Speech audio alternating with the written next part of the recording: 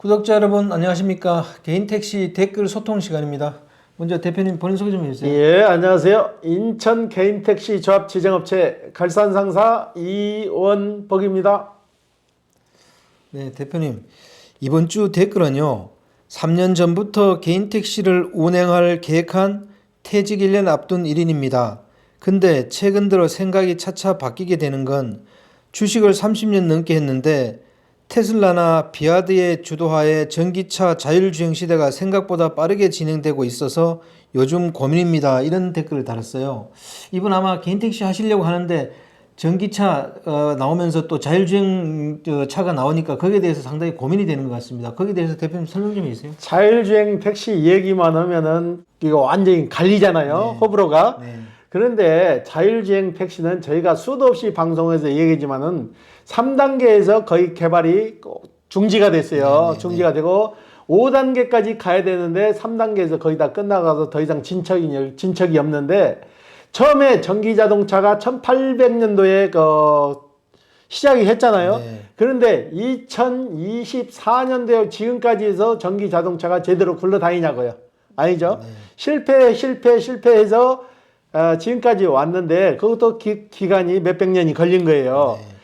자율주행 택시라는 것은 말 그대로 탑승자가 안 타고 택시 자체에서 로봇가 왔다 갔다 하는 게 아니고 택시예요. 똑같은 택시가 움직이는데 사람 선탑자 없이 본인 자율주행으로 말 그대로 자율주행을 해서 오가는 건데 이건 아직도 개발이 끝나지 않고 이분 생전에는 자율주행 택시는 절대 이루어지지 않으리라고 봐요. 너무나 자꾸 겁내시고 자율주행 택시 얘기만 나오면 갑을 논박이 자꾸 생기는데 그건 개개인의 생각이지 절대적으로 자율주행 택시가 테슬라나 아니나 그보다 더한 회사가 나와도 쉽게 이루어질 수가 없는 거예요. 네. 예. 그렇더라도 대표님 어차피 개인택시를 생각하고 있었지만 여러 가지를 생각했을 때 할지 말지는 자기 자신이 결정해야 되는 거 아니겠습니까? 그렇죠. 무슨 사업이든지 생각만 하다 보면 생각으로 끝나는 거예요. 실행을 하냐 못 하냐에 따라서 좌지우지 달라지는 거죠. 개인 택시 처음에 시작하시는 분도 그러잖아요. 개인 택시 넘버대금이 7천만 원, 8천만 원 했던 사람들도 저울질만 하다 보니까 1억 2천까지 와버렸잖아요. 네. 그런 분들이 종종 와서 저희한테 상담할 때 그러잖아요. 그때 샀어야 되는데 못 사니까 지금 돈 엄청나게 올랐다고. 네. 그러는 거예요. 네. 예. 이분 같은 경우에는 자율주행차가 나와서 개인택시 전망이 어둡다 이런 생각이 들면 다른 분야 일을 찾는 것도 좋은 방법이 아닐까요? 그렇죠. 그리고 자율주행 택시가 나온다고 그래도 그 영업권이 누구에 있냐고 생각을 해보셔야 돼요. 네. 영업권은 현업에 종사하고 계시고 현재 개인 택시나 법인 택시에 이 사업 영업권이 있는 거지 제조회사에서는 그걸 판매하는 거지 제조회사에서 절대 운영은 못 하는 거예요. 네. 주체가 안 되는 거죠. 네. 예. 저희들은 뭐 개인택시를 좋게 얘기하는 사람들이니까요. 개인택시를 선택하시려는 분들은 좀 참고사항으로 들어주시고 결국은 자기 자신이 모든 걸 선택해야 된다. 그걸 염두에 두셨으면 좋겠습니다. 제가 이걸 읽으면서도 이분도 상당히 고민이 되겠다 그런 생각을 많이 했습니다. 다음은요, 대표님. 분명한 사실은 주변에서 자영업이 어려워지니 개인택시에 관심이 많아지는 것 같네요. 저도 46세 개인택시 입문 한 달 차인데 대표님 말씀에 공감합니다. 그랬습니다. 대표님, 주변에 지금 자영업이 상당히 어려워지고 있죠? 그렇죠. 제가 누누이 말씀드리지만은 자영업을 창업하기에는 턱없이 부족한 금액이에요. 개인택시 금액은. 개인택시 같은 경우는 넘버나 차까지 하면 1억 5천에서 6천 정도를 잡잖아요. 수도권에서. 그 돈 가지고 창업할 수 있는 사업이 있으면은 어느 구독자가 그랬더라고요. 그런 사업이 있으면 추천 좀 해달라고. 그런 사업에는 그게 본인의 입맛에 딱 맞는 사업은 없는 거예요. 그리고 지금 명태에서 나오는 세대가 나이대가 자꾸 낮아지잖아요. 뭔가 노후를 대비하는 직업인데 이건 뭔가를 일은 해야지 연금만 받아갖고는 살 수 없는 세대잖아요. 그렇기 때문에 안정성이 보장되는 개인택시 쪽을 더 선호하시는 거죠. 네. 예. 다시 한번 말씀드리지만 저희들은 개인택시를 좋게 얘기하는 사람들입니다. 그래서 이 방송을 보시다가 별로 전망이 없다 생각되시면 뭐 프랜차이즈나 뭐 자영업을 하시는 것도 괜찮다고 생각합니다. 그죠? 그렇죠. 그거는 뭐 직업 자유는 본인이 선택하는 거죠. 네네. 예. 이번 댓글은요, 대표님. 43살인데요. 아무리 초짜고 잘못한다 해도 꾸준히 돌아다니면 순수익 월 200만 원은 되겠죠? 진짜 초보 때 집 월세도 내야 하는데 걱정입니다. 이런 댓글을 달았어요. 200만 원은 가능하지 않을까요?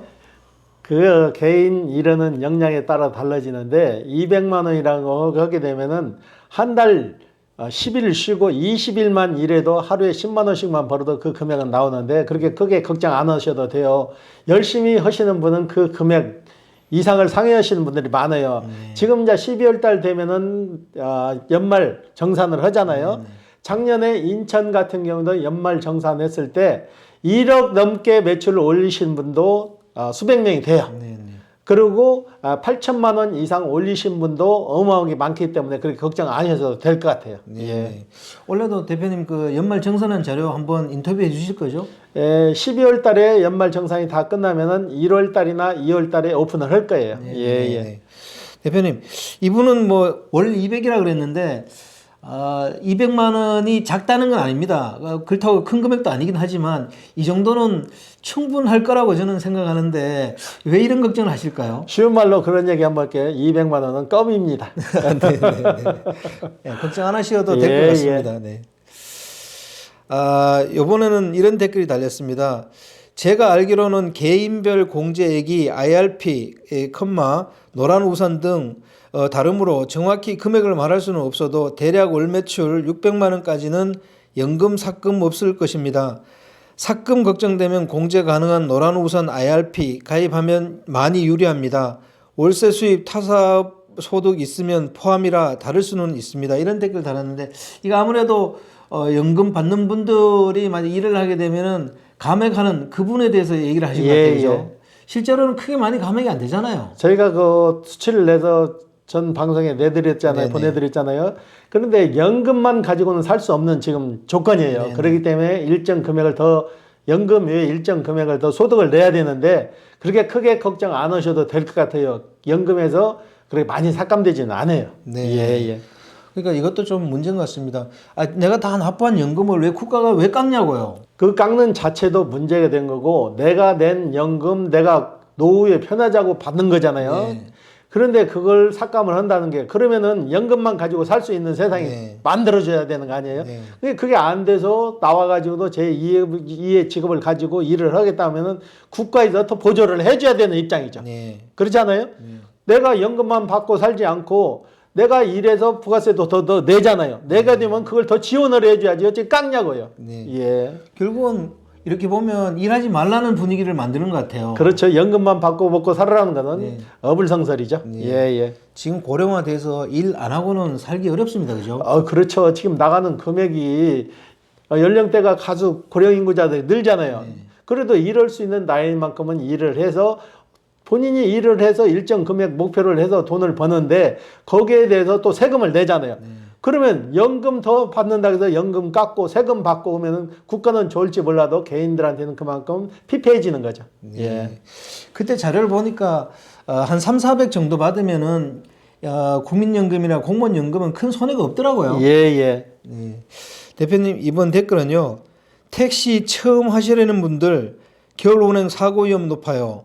시세가 내리막이니 꼭 하실 거면 내년 3월 초쯤 시작하시는 거 권장합니다. 그랬습니다. 실제 개인 택시가 겨울철에 사고가 좀 높나요? 아무래도 빙판지고 눈 오고 그러면은 그 조건을 얘기하는 건데 사고는 1년 365일 언제나 따라다니는 거예요. 본인이 어느 정도 안전 운전을 하는 데 따라 달라지는 거지 특별하게 겨울이라기도 사고율이 높은 건 아니에요. 그만큼 일하는 시간대를 본인이 잘 선택하면 되는 거예요. 이 사고 얘기가 나왔으니까 다시 한번 좀 말씀드리겠습니다. 대표님 개인 택시 처음 하시려는 분들이 사고 내는 걸 굉장히 겁내더라고요. 거기에 대해서 조언 좀 해주세요.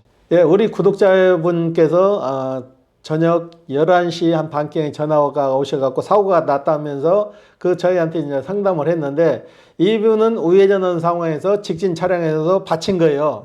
따지고 보면은 비율로 따지면 7대3이나 8대2 정도 나오는데 그 과정을 저도 정확히 몰라고 사고 난 내용을 잘 몰라가지고 블랙박스 그걸 떼서 보내라고 해가지고 저희가 판독을 했거든요. 판독을 했는데 과실 비율은 한 7대3이나 8대2 정도 나오겠더라고. 사고 났다고 해서 면허권이 취소되는 건 아닌데 이분은 너무나 그 걱정을 하시더라고.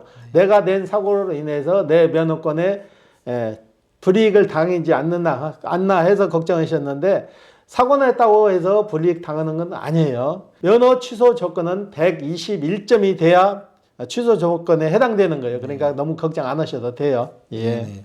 대표님, 이 겨울철 사고가 높다 하더라도 항상 개인 택시는 사고 위험에 노출되어 있는 건 사실이잖아요, 그죠? 그만큼 주행거리를 많이 하잖아요. 네. 겨울이라고 해서 다른 계절보다 좀 높긴 높죠. 네. 비 오는 여름이나 겨울 같은 데는 사고율이 좀 많은데 그래도 본인이 안전 운전하면은 사고율은 얼마든지 줄일 수 있는 거예요. 예. 개인 택시 하시는 분들 중에도 사고 없이 무사고로 이렇게 운행하시는 분들이 많더라고요. 30년 무사하고 40년 무사고 하시는 분들도 저는 많이 봤어요. 네, 네. 예, 예. 네, 맞습니다. 개인 택시 뒤에다 보면은 30년 무사고 40년 무사고 그 훈장같이 찍고 다니잖아요. 네. 예, 예. 그런 분도 종종 있어요. 네, 예. 네. 다음 댓글은요. 개인 택시 연수입이 4,800 미만은 연금 공제 안 되나요? 세금 신고 시 개인 택시는 순수 택시 수입만 계산되나요? 연금도 같이 계산되나요? 이런 댓글을 달았습니다. 예, 예. 개인 택시 수입만 공제되는 게 아니고 연금 플러스 개인 택시 수입까지 정상되는데 네. 4,800만 원 미만은 영세 사업자로서 세금을 전혀 내지 않아요. 네. 오버되는 부분에 대해서만 좀 내는데 그렇게 큰 걱정을 안 하셔도 돼요. 이분이 어느 정도 매출을 올리실지 몰라도 그렇게 크게 차감되지는 않아요. 예, 네, 예. 네. 이번 댓글은요, 대표님. 서울 양수교육 받기 힘드니까 면허값이 떨어집니다. 이런 댓글을 달았습니다. 이게 실제 이런가요? 양수교육 못 받아서 면허값이 떨어지는 건 절대 그런 사례는 없고요. 올해부터는 양수교육도 또 좀 변형이 생겼어요. 인원도 800명이 늘었고 양수교육 접수를 해서 한 번 떨어지면 10% 가산점을 받아요. 네. 두 번 떨어지면 20%, 세 번 떨어지면 30% 가산점을 줘가지고 전에 미비한 걸 좀 보완을 해놨어요. 네. 그러니까 조금 노력하시면 될 것 같아요. 예, 예. 지금은 추첨제로 한다면서요? 예, 추첨제 100% 추첨제로 하고 거기서 또 보완하는 게 한 번 해서 떨어지면은 다음 다시 접수했을 때 10% 가산점을 준다고. 네네. 그러니까 좀씩 나아질 거예요. 네. 예, 예. 지금 양수교육 받는 거 그거는 크게 어렵진 않아요? 양수교육 받는 거는 통상적인 교육이죠. 네. 통상적인 교육이고 그래서 저희가 누누이 얘기잖아요. 구태여 그 먼 경상도까지 가서 교육 받지 말고 주변에 있는 면허 시험장을 이용을 해가지고 누구나 교육을 손쉽게 접할 수 있게 좀 이 개선을 해야 된다는 얘기죠. 네. 예, 예. 각 지역마다 면허 시험장 요즘 인구수 줄어가지고 면허 시험장 한가해요. 그러니까 얼마든지 면허 시험장과 각 지역에 있는 교통연수원을 활용하게 되면은 구태여 멀리까지 가서 큰 돈 주고 교육을 안 받아도 되니까 이 점도 좀 생각해 주셨으면 쓰겠어요. 정부에서는. 예, 예. 요즘 양수교육 신청하면 바로바로 받을 수는 있습니까? 못 받죠. 지금도 어제 10일부터 해서 13일 날까지 해서 끝났거든요. 네. 끝났는데 경쟁률이 3대 1 정도 되더라고요. 네. 3대 1 정도 되는데 아직도 높은 거죠. 네. 양수교육 벽이 높은 거예요. 네. 예. 그러면 양수교육 받으려고 그러면 몇 번 정도 신청을 해야 돼요? 재수 좋은 사람은 한 번 해도 되고 저희 사무실에서 한 사람 있잖아요. 5번 되고 5번 해갖고 6번째 됐는데 교육장에 가서 교육받다 떨어져갖고 다시 와가지고 7번째 이번은 사가셨어요. 네. 그런 분도 있어요. 1년 내동 교육만 하다가 1년을 보낸 거죠. 네. 예, 예. 교육장에서 떨어졌다는 얘기는 교육받는 그 점수가 미달됐다는 건가요? 그렇죠. 이분 같은 경우는 RV 차량만 끌고 다니시다가 네, 네. 교육장에서 승용차로 교육을 하니까 운전 주행 코스에서 떨어진 거예요. 네. 그래가지고 다시 연습해가지고 가서 됐는데 이분 같은 경우는 52년생으로 해서 좀 나이가 좀 고령이죠. 네. 예, 예. 만약에 정년퇴직을 1년 앞두고 있으면 그 1년 전부터 이렇게 양수교육을 신청하면 그 1년 안에는 다 받을 수 있는 거 아닌가요?